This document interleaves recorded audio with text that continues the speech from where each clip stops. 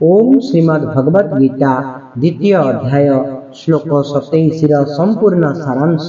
जातस्य हि ध्रुव मृत्यु ध्रुवं जन्म मृतस्य च तस्मादपरिहार्ये अर्थे न त्वं शोचितुमर्हसि। कारण जी जन्म होइछि तार मृत्यु सुनिश्चित एवं जी मरीछि तार जन्म मध्य सुनिश्चित। जन्म मरण प्रवाहर परिहार होई परिबो नाही, तेणु तुमे ए विषय रे शोक करिबा उचित नुहे। व्याख्या जातस्य हि ध्रुव मृत्यु ध्रुवं जन्म मृतस्य च। पूर्व श्लोकानुसारे शरीर को जदि जन्म मरणशील बोली मानि निया जाए तेबे भी ताहा शोकर विषय होई पारिबो नाही। कारण जहार जन्म होइछि ताहार मरण सुनिश्चित, आउ जी मरि जाइछि तार जन्म सुनिश्चित। तस्माद परिहार्यर्थे न त्वं शोचितुमर्हसि। तेणु केही हेले एही जन्म मृत्यु रूपक प्रवाह को एड़ाई पारिबे नाही, कारण एथिरे काहारी तिळे मात्र आधिपत्य चले नाही। एही जन्म मृत्यु रूपक प्रवाह अनादि कालरू चली आसुछि एवं अनंत काल पर्यंत चलुथिबो। एही दृष्टिरु तुमे शोक करिबा उचित नुहे। धृतराष्ट्रंक पुत्र माने जन्म नेइछंती, तेणु निश्चय मरिबे। तुम पाखरे एपरि कोनोसी उपाय नाही जद्वारा तुमे तांकु बंचाई पारिबो। जेउ माने मरिबे से माने निश्चय जन्म हेबे, ताकु मध्य तुमे रोकी पारिबो नाही। तेबे शोक काहेकि? शोक उसी का कीजिए जो अनहोनी होयो।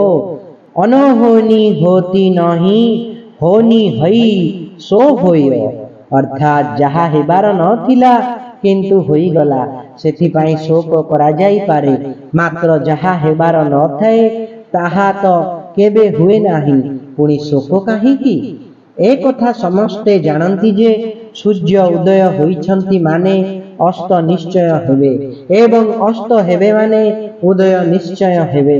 तेणु सूर्य अस्त हेले मनुष्य चिंता और शोक करे नाही। ठीक सही परी हे अर्जुन, जदि तुमे भाबुच जे शरीर समेत भीष्म द्रोण प्रभृति समस्ते मरी जीवे, तेबे से माने पुणी शरीर धरी मध्य जन्म हेबे।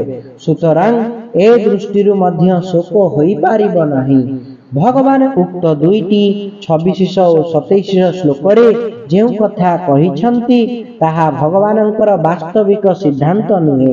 तेणु अथच पद व्यवहार करी भगवान विपरीत शरीर ओ शरीर को अभिन्न मानुथिबा पक्षर कथा कहिछंती जे वास्तव रे सिद्धांत एपरि होई न थिले भी जदि तुमे एपरि मानुथाओ तथापि शोक करिबा उचित नुहे। एई दुईटी श्लोकर भावार्थ हेला संसारर प्रत्येक वस्तु प्रतिक्षण परिवर्तन हेउथिबारु गोटिए रूप छाड़ी अन्य रूप धारण करुथाए।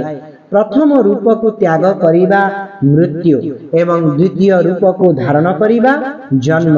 एही भली जिए जन्म हुए तार मृत्यु हुए एवं जहार मृत्यु हुए ताहार पुणी जन्म हुए।